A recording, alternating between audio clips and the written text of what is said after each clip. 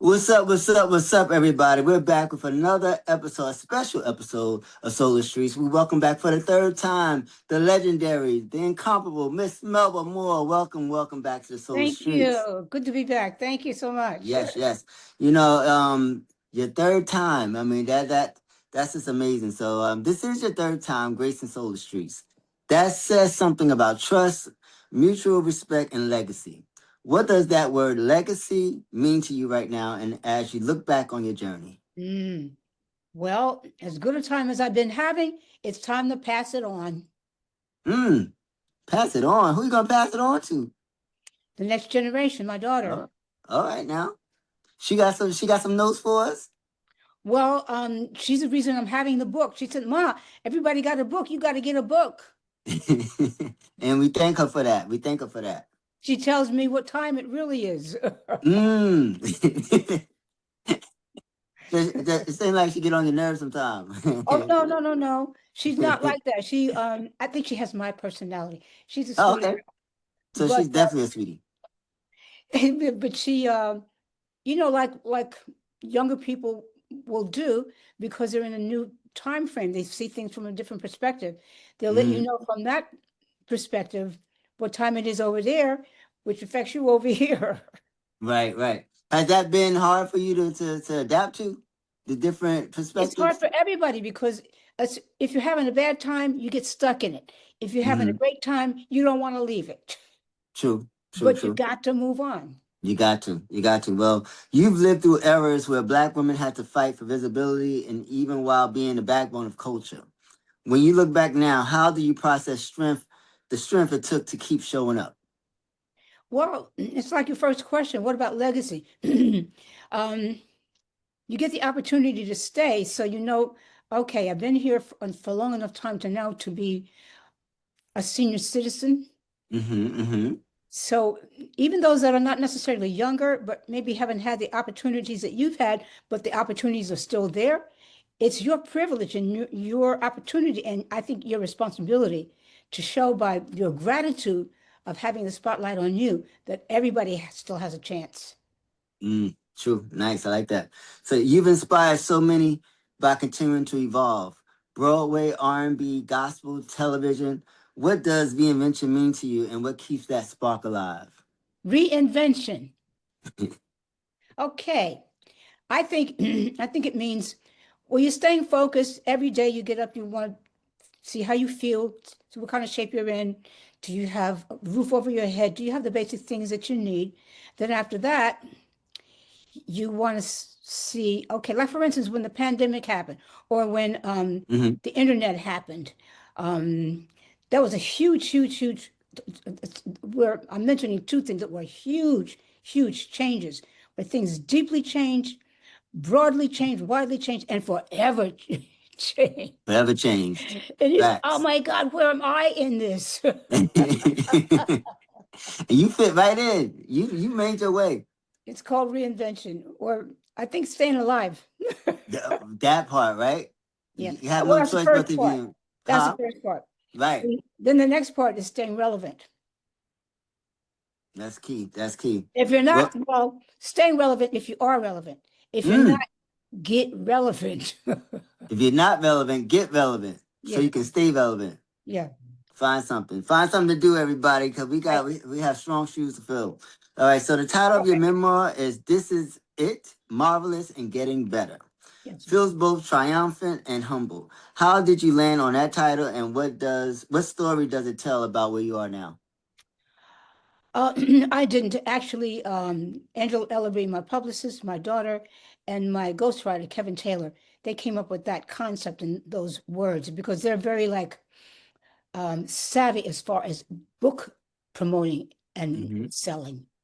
If it was a song, I mean, I could come up with it. Okay. They came up with this because, how are we going to get your ear? How are we going to get your attention? This is a book now.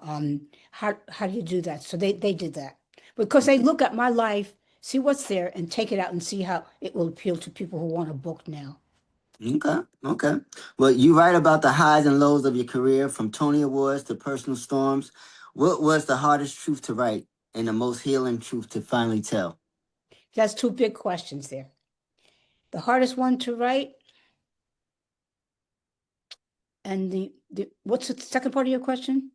The second part was, and the most healing truth to tell, to finally tell. Oh, okay. I can answer that one easily. But the most difficult ones are some of the disappointing, tragic, failing, hurting losses of my life, my family, my career. And some of it I can't tell because it will hurt other people. Mm-hmm. Um,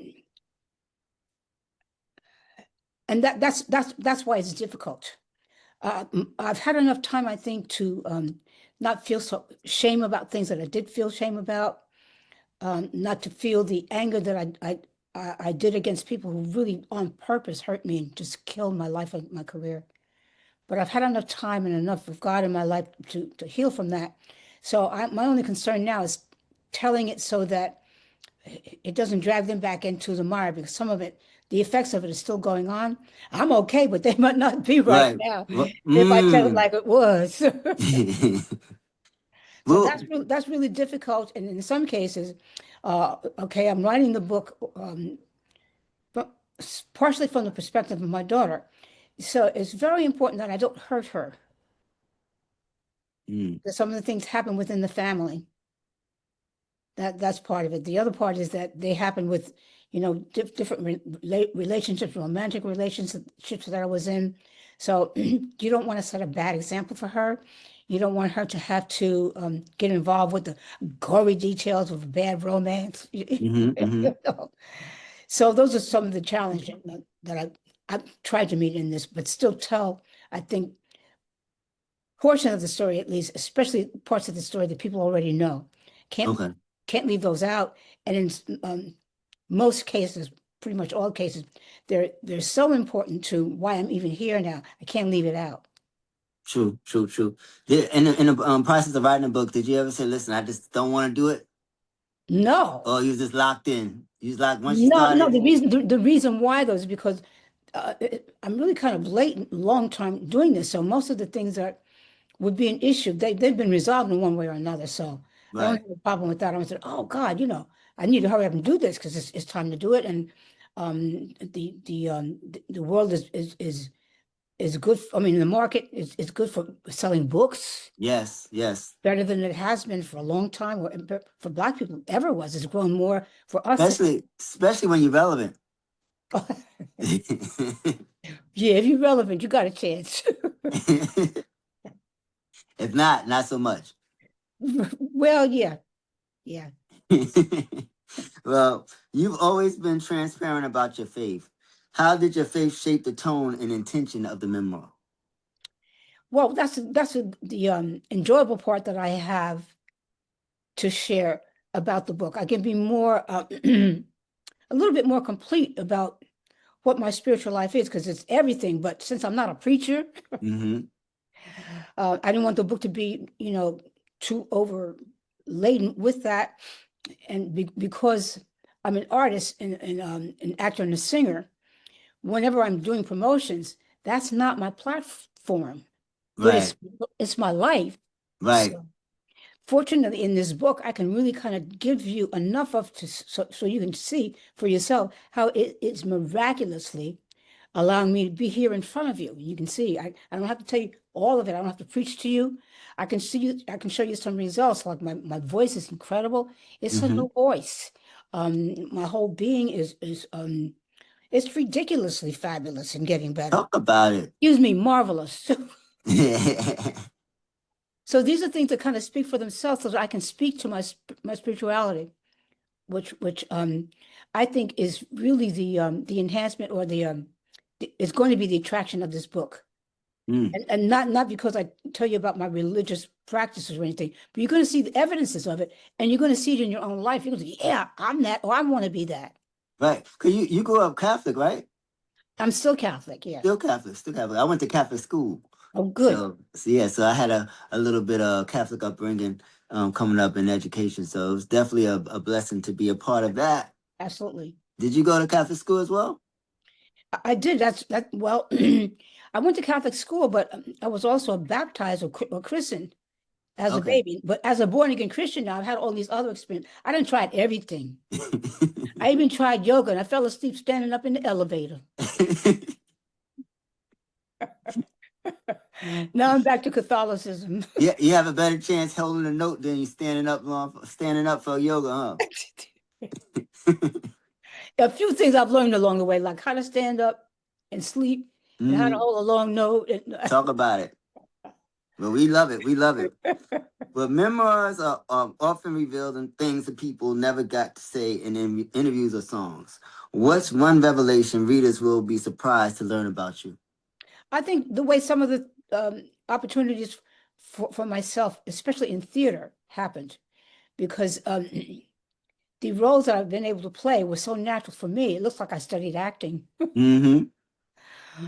not and or that I auditioned for them, went through the regular channels. But they all happened in such interesting and I think well, entertaining ways. So you can read the book and you can say, "Oh, wow, that's interesting." Right? That I would Nice. have thought that, because when you are doing your performances, you're not there to tell your story. So you get the award if it's a Tony Award, Right. but you don't tell people how you Congratulations. got it. But you say, okay, but what is stage left and stage right? She really fits that part. She's so innocent. She don't know nothing. I tell you. So you shared an early friendship with Valerie Simpson, two women who built soul's emotional language in very different ways. How did those early creative circles influence the women and artists you became? Oh, very much so. First of all, Valerie is a wonderful, wonderful, generous person. And so for someone to meet you and say, okay, I'll exchange numbers with you. How would you like to come, kind of do some backup recording studio work? That's an open, friendly, nice person. Then as the years passed and we went through different things, she's been an understanding friend. And then, as it just turned out, my opportunity to get into theater came through the recording backup studio work that I had with her. And she was invited to come. For instance, one of the recording sessions was for the Broadway composer of the music for Hair. Mm-hmm. And they asked everybody on the recording session to come and sing for the director and the producer. And if we would, especially because it was such an eclectic, experimental type of a play, they would make or find roles for us. But Valerie said, they don't pay you no money then. I'm going to go write songs. I'm going to write music. She said, I think I'm going to deal with Motown. So she went that way and I went this way, but she could have been a Broadway actress. Mm. That would have been interesting. And she can act if she wants to. Yeah, and she went to Broadway She eventually. decided she would make money, okay? Right. Well, hey, get the money, get the money. You and Valerie both represent survival, elegance, and endurance in a business that can be unkind. What's your message to today's artists about longevity and integrity? Well, nobody's guaranteed longevity. I'll tell you that. But try anyway. You don't know what's going to happen. Mm, And I think if you don't have any particular challenges in your health life, you'll survive and you have a good life, you have a long life. God wants you to have that. You have to study that and learn how to do that, though. That has to be a priority. So that would be mm-hmm, my advice. Figure out how, and study how the human body works. And I would say, like for one thing, everybody has income. You got to eat, you got to exercise, you got to have certain basic things. Be careful of all the fun street junk food. It'll kill you before your time. mm, mm. What's been one of the things you had to stay away from just to keep you still here with us today? Corn dogs. Corn dog. What was it about? What is it about the corn dog that just made you just go, I just Who gotta knows? have Who knows what's in those hot dogs, honey? it? Gosh. Oh, so um, well, singers too can probably experience a lot of food allergies, and they may not even know that it's food. But most singers, after they've sung for a little while, have learned you don't do milk and ice cream. We kind of know that, okay? Yeah. You don't do a lot of fried foods and fats and oils and butters. You don't do a lot of pork and fatty meats. Mm-hmm. A little bit of good quality steak, lots of I fish. love steak. Oh, isn't it wonderful? We Oh my God. can't eat too much of it. Shouldn't eat too much. But you need Oh, some. But you can eat like as much fish as you want to, and it should be baked or grilled because you avoid the grease. okay. Most people really cannot tolerate a lot of grease. Maybe it doesn't make them sick, but eventually it'll store up in your body so that when you're like, middle age, you'll start to have problems with different organs, or you wind up with cancer Mm. because Okay, it yeah. doesn't show itself until later, and sometimes until you can't do anything to turn it back. So if somebody tells you beforehand, don't do too much of this. Your body digests certain things better. Much water, bottled water. Don't drink the tap water. Right. Filter that water. Your filter water. Certain basic things everybody can have a good healthy life by. Okay. Well, when you think about how today's generation will discover you, not just through your hits, but now through your words, what do you hope they take away from this book? I can do that. Yeah, I mean I think what you want people to see, that your life is so good. They would want to have a life like yours, not necessarily your talent or your Hmm. particular gift, but they would look for the gifts in themselves, and they would be because that's how we are. We look at other people. That's why we're a community. We have things about other people that we admire. Um, True. Sometimes we're so enamored with other people, we want to be other people, but they're already taken. Don't try to do that. Right. Okay. When you were coming up and you was on the journey, who was there someone that you looked at like that? Although many people. It started with my mother, who was a professional singer and very Hmm. pretty, very beautiful. So, like as a child, you see how people treat pretty people. And then when you are an artist or a singer or a performer on the stage, your look, you're the packaging. So that's a big special thing. So, and of course, with me and my sister, we were girls, so my mother was particular about how we dressed, that we were ladylike, but that we Hmm. were pretty. No. So, you you begin to have these kinds of standards for yourself, and try to follow them. I think, yeah. Okay. Now, back in the day, you used to cover Rod Stewart's "Do You Think I'm Sexy?" Now, why did you ever record that? And if not, Mm. why not? Cause that, Why cause didn't I? why didn't I? Yeah, because I heard I wasn't there back, but I heard how you used to slay the stage performing that song in the in those shows when you used to perform that song. I never performed that song. You didn't perform Do you think I'm sex? I never performed anything of Rod Stewart's. no. Mm-mm. Well, to the person that told me to ask you that question, that's for you. She never did it. Do you think I'm sexy? I know the song, but I never sang that. He said that he was there front row, not front row, but he came in and you was performing at some college, and you was wearing it out and you was singing Rod Stewart, "Do You Think I'm Sexy?" Well, maybe just something I don't remember. Hey, I'm gonna take your word for it, and that's how we're gonna do that. All And I right. ain't ask you no more questions that anybody asked me to ask you because it got me looking crazy on my show. Come on now. All right, so you've had every reason to give up, but you never did. When did you realize that your story itself was the testimony people needed as much as your music? Probably when I had nothing in terms of where I didn't know where my daughter was. I lost my career, was homeless, and I basically all I had was my story and my music. So I went to Hollywood, Florida, to work with a college there that taught me and helped me learn how to write a script based on my life. Hmm. That's really all I had left.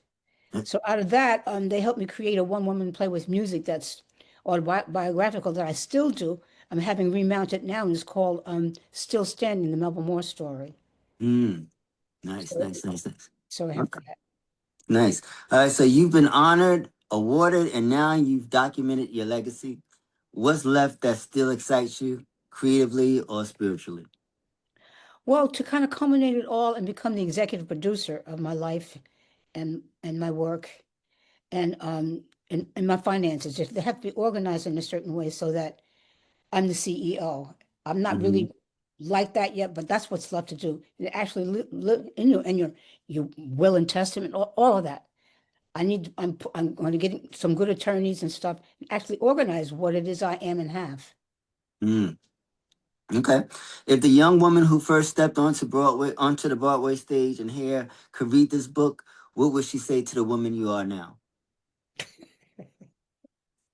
Okay, let me take 1 second. First of all, she'd say, Miss Moore. She would call me Miss Moore, right? So do I have to do all that? I said, honey, you've already done it. Mm. And she would say, wow, I never thought it was going to turn out to be like so much and so important, I mean, to other people. I Mm. thought I was just having a dream. I'm going to follow my mother. I'm going to be pretty like her. I'm going to sing like her. I'm going to make a lot of money. I'm going to be a star. But I never thought that it would actually culminate into something important that would maybe be here after I'm gone. Very important. You are a testament to longevity, to great music, to acting, to just being a strong Black woman. We love you. Do you understand the level of love that is in this world for you within No, our culture? I don't think so. Because I'll tell you why. Because of the spiritual journey, you understand that God is love, and everybody hears that. But when it's your responsibility to find that out, first of all, it's giving. And we're all selfish. That's how we're born. There's nothing wrong with that. But if we're blessed to be born again, and He puts this on you, and you have to learn what this is, um, you understand it's unfathomable. That's a good Mm. thing.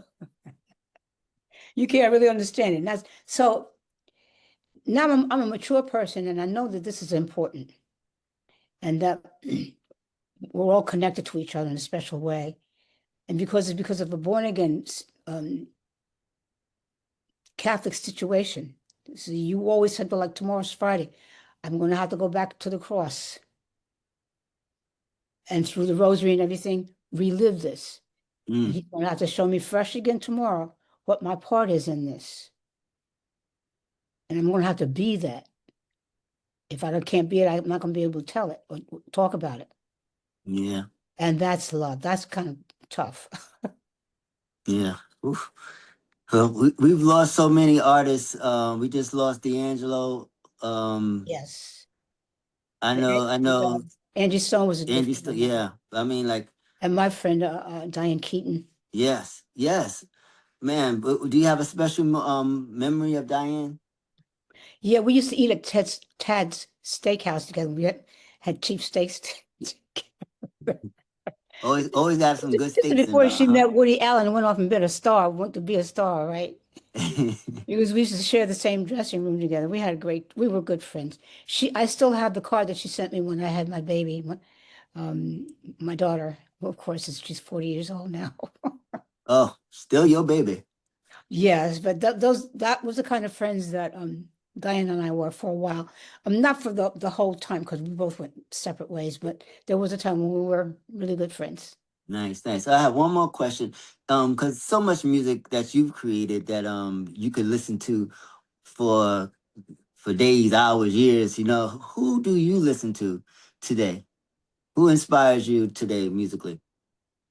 I don't have a lot of time to do that, but every now and then my daughter will play something for me, or I'll look at The Voice or Mm, American Idol, or just see some of the young people that are coming up, or I'll watch the Dove Awards. okay. It's one thing is the same. I don't know how they do what they do with their voices. I mean, and what's great is they're standing on our shoulders, and we taught them something. So they're going to be the executive producers of their lives at a certain level from the beginning. I like that. Executive producers of their lives from the beginning. That's nice. Yeah. So it's going to be amazing what we see them do when they become senior citizens. They already know that it has to be a legacy. Well, I'm speaking in particular of gospel singers because you start out with born again parents, people who are in true Pentecost Mm-hmm. and living that, and they're able to articulate it. you know, and who knows if they'll stay in that or not, but they're going to be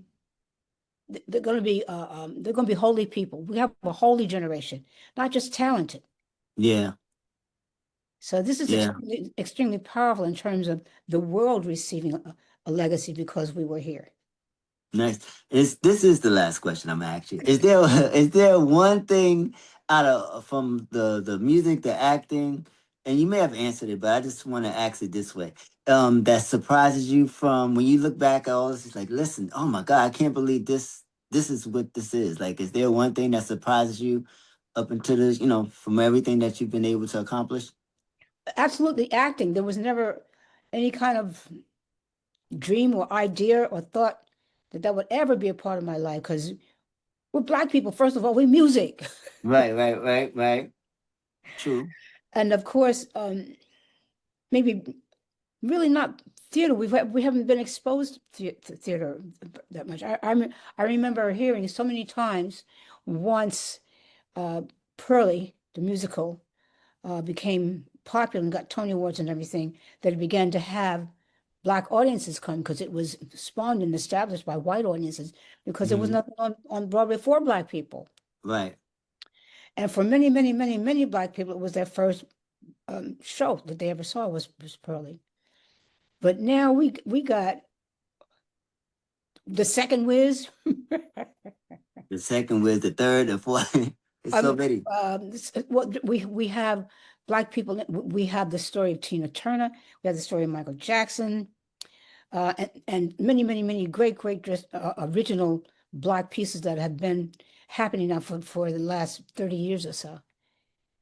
So Well, now we're gonna have your story, I hope so. and Yes, now people we're gonna can. have it here. This is it. Yes, yes, people are gonna be able to read your book and turn your book into a movie. I mean, you just never know. You know, you don't know. We'll start with this, which I think is it's breakthrough for me. It's my first book, so Are you excited? very excited. There's a whole different way of thinking and promoting everything and talking about things. Yeah. Well, I'm excited for you, and I can't wait to catch you on one of these tours, these book tours, so I can come and get Yeah. it, and we can Yeah. get that good pick with the book, and just bring Yeah. all this thing full circle. Yeah. And thank you so much for being a guest on Solar Streets. You've like you continue to just come on and just elevate my show and just elevate my little ego that I've been getting in a humbly great way, of No, course. gotta You have a know, healthy ego. thank Yes. you so much for this opportunity all the time. You are just the best. Thank you so Thank you. much. Thank you for having me too. God bless you. Thank you. And hey, how can the people find you on social media if they don't even know already? But I know they should know. Melba Moore on Instagram, YouTube. Hmm. We'll be able to get the book at the end of November, beginning on Amazon. Nice. So the date is it's coming out the end of November. Yeah.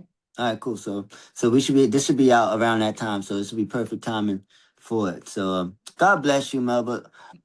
What an honor! What an honor! You Thank are a legend and a gift you. Thank to you. us all. God Thank bless. you so much. God bless you too. Bye bye.